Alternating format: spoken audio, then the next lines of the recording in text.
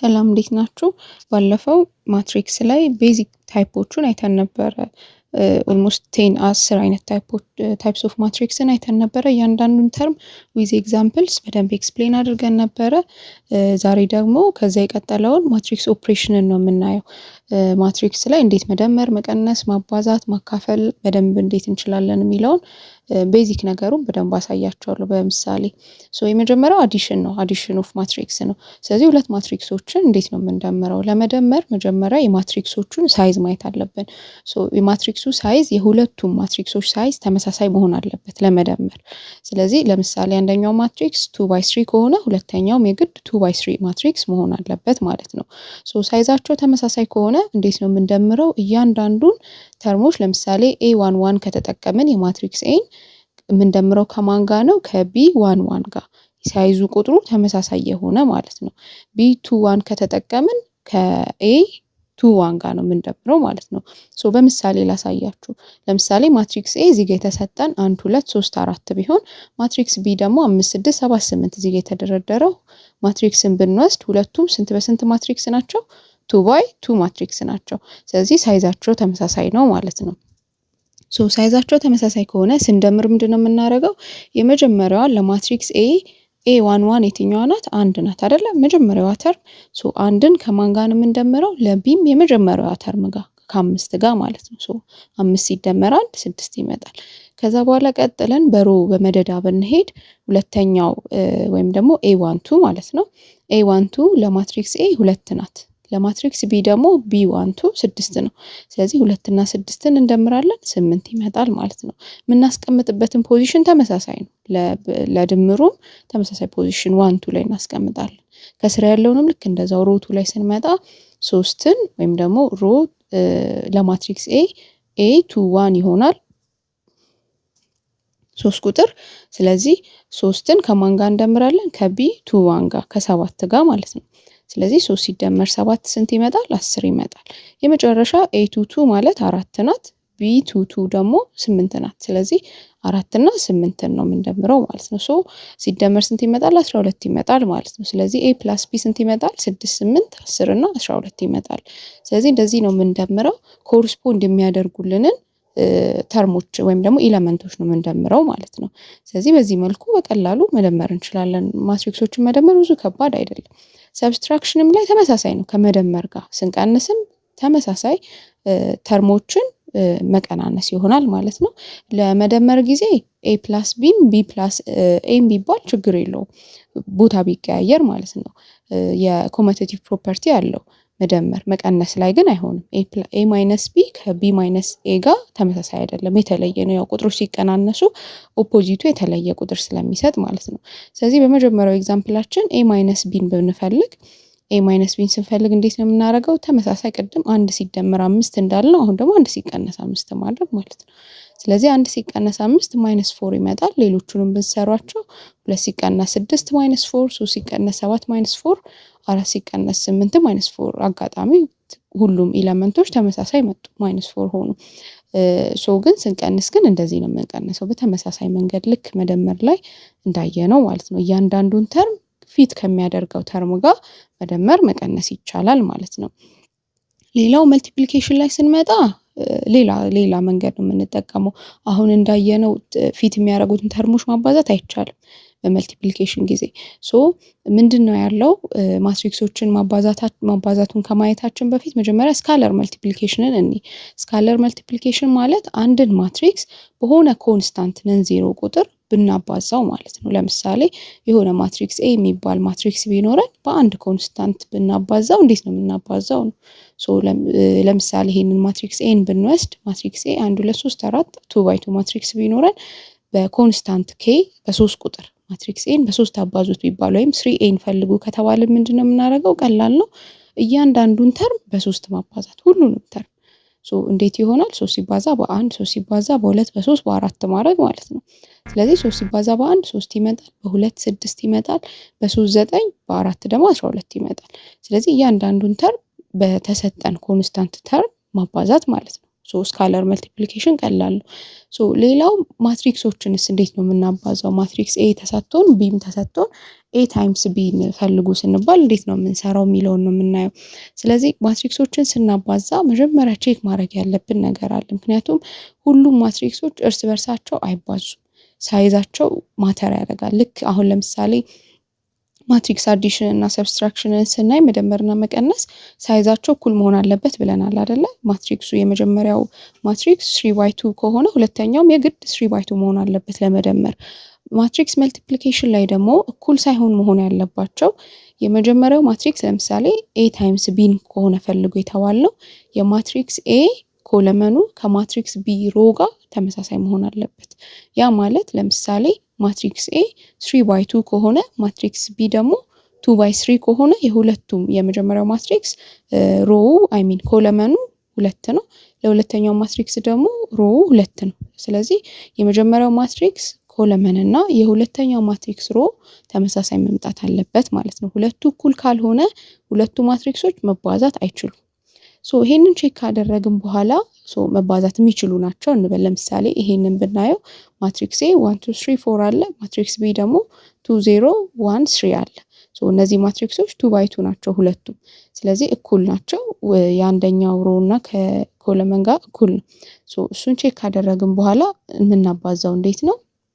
የምንጠቀመው ሜተድ የመጀመሪያውን ማትሪክስ ሮውን ከሁለተኛው ማትሪክስ ኮለመን ጋር እያንዳንዱን ተርም እያባዛን ነው የምንደምረው። እንዴት ማለት ነው? ያ ማለት የመጀመሪያው ማትሪክስ ማለት ማትሪክስ ኤ ነው።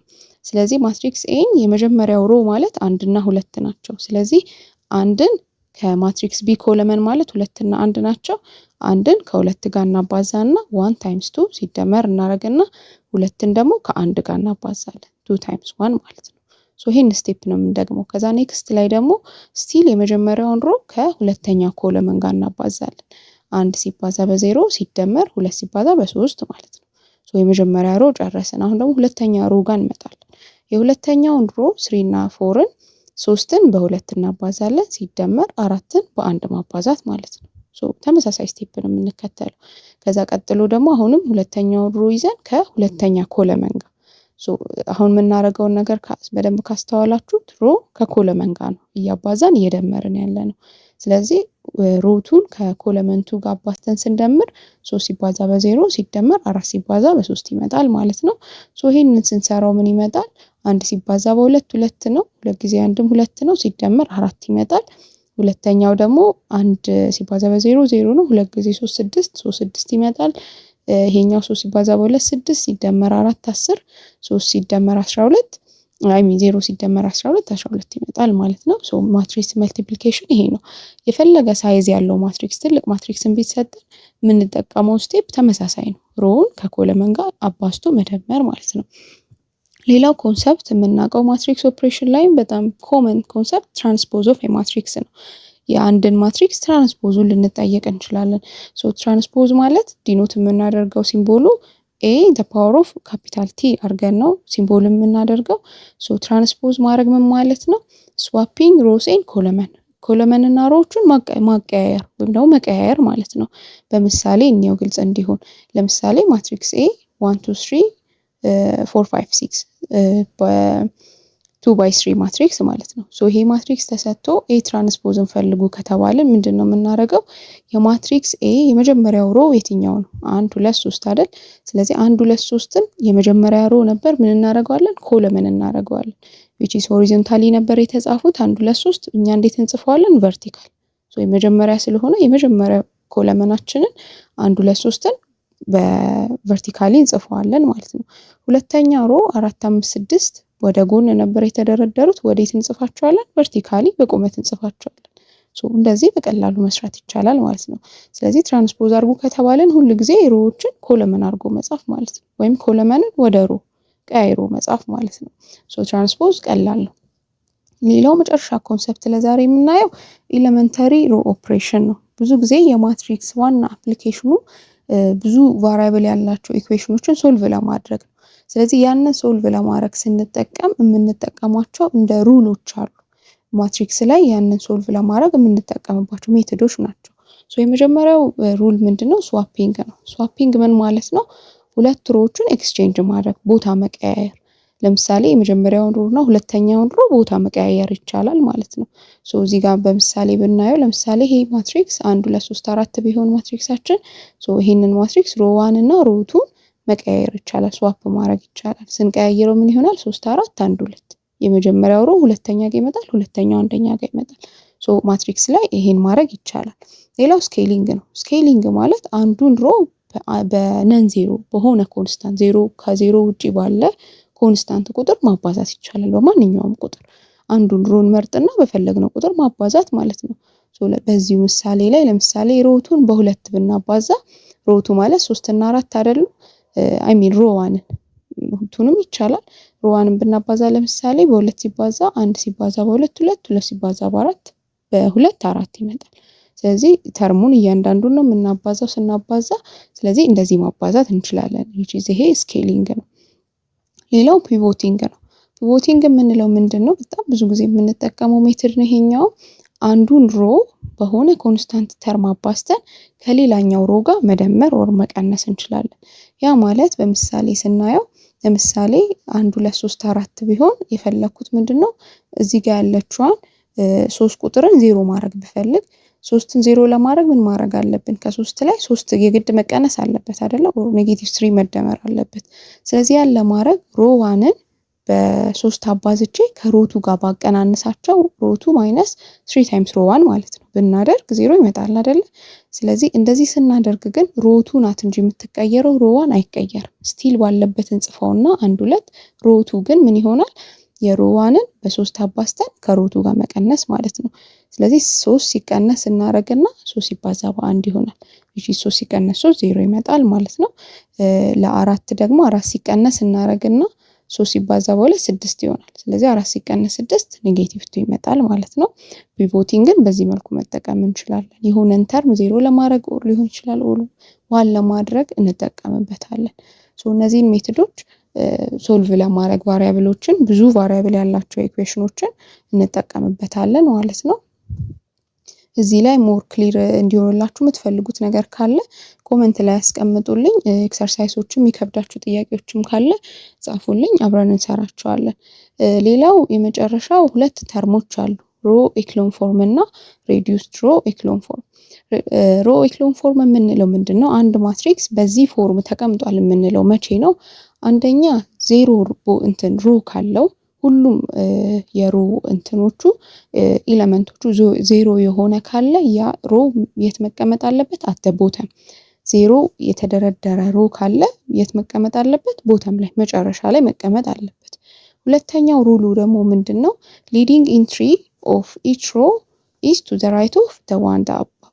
ያ ማለት ምን ማለት ነው? መጀመሪያ ሊዲንግ ኢንትሪ ምን ማለት ነው? የአንድ ሮ የመጀመሪያው ነን ዜሮ ቁጥር ማለት ነው። ለምሳሌ በዚህ ማትሪክስ ላይ ብናየው ለመጀመሪያው ሮ 1 ናት አይደል? የመጀመሪያው ነን ዜሮ ቁጥር። ለሁለተኛው ሮ ስናይ ደግሞ 2 ናት። የመጀመሪያው 0 ነው። ዜሮ ያልሆነ የመጀመሪያው ቁጥር ማለት ነው። 2 ናት። ስለዚህ ያ ሊዲንግ ኢንትሪ ይባላል። ስለዚህ ያ ሊዲንግ ኢንትሪ ከመጀመሪያ ካለው ሊዲንግ ኢንትሪ በስተቀኝ ሊገኝ ይገባል ማለት ነው። በኮለመን ስናይ በስተቀኝ ሊገኝ ይገባል። በዚሁ ኤግዛምፕል ላይ ስናይ የመጀመሪያው ሊዲንግ ኢንትሪ 1 ነው። ሁለተኛው ሊዲንግ ኢንትሪ 2 ናት። ስለዚህ 2 ከ1 በስተቀኝ ነው የምትገኘው ማለት ነው። ስለዚህ ሁለቱን ሩሎች ካሟላ ያ ማትሪክስ በሬዲዩስድ በሮ ኤክሎን ፎርም ተቀምጧል እንላለን ማለት ነው። ወደ ሬዲዩስድ ሮ ኤክሎን ፎርም ስንመጣ ደግሞ መጀመሪያ በሮ ኤክሎን ፎርም መቀመጥ አለበት። ፕላስ ደግሞ ሊዲንግ ኢንትሪ እያንዳንዳቸው ሊዲንግ ኢንትሪ 1 መሆን አለባቸው። ሁሉም ሊዲንግ ኢንትሪዎች 1 መሆን አለባቸው። የመጨረሻው ህግ ደግሞ እያንዳንዱ ሊዲንግ ኢንትሪ 1 የሆነው the only non-zero in its column መሆን አለበት። እያንዳንዱ ሊዲንግ ኢንትሪ በዛ ኮለመን ውስጥ እሱ ብቻ ነው ቁጥር ሊኖር የሚገባው፣ ሌሎቹ 0 ሊሆኑ ይገባል ማለት ነው። ስለዚህ በዚህ አንድ ኤግዛምፕል ብሰጣችሁ በሬዲዩስድ ሮ ኤክሎን ፎርም የተቀመጠ ይሄንን ብታዩት ሊዲንግ ኢንትሪዎቹ እነማን ናቸው? እዚህ ጋር 1 አለ፣ ሮቱ ላይ ደግሞ 1 አለ። ሁለቱ ብቻ ናቸው ሊዲንግ ኢንትሪ። በእነሱ ኮለመን 1 እና ኮለመን 2 ላይ ስታዩ ከአንድ ውጪ ሌላ ቁጥር የለም አይደል? ሁሉም ዜሮዎች ናቸው። ስለዚህ ይሄ በሬዲዩስ ድሮ ኤክሎን ፎርም ተቀምጧል ማለት እንችላለን ማለት ነው። ማትሪክስ ቀላል ነው። ይሄንን ይመስል ነበረ። የሚከብዳችሁ ነገር ካለ ኦር ሞር ዲስከስ እንዳደረግላችሁ የምትፈልጉት ካለ ወይ ጥያቄ ካላችሁ ኮመንት ላይ ጻፉልኝ። ቀጣይ ላይ ደግሞ በሌላ ፖርሽን እመጣለሁ። የምለቀው ቪዲዮ እንዲደርሳችሁ ሰብስክራይብ ማድረግ ሼር ማድረግ እንዳትረሱ። መልካም ጊዜ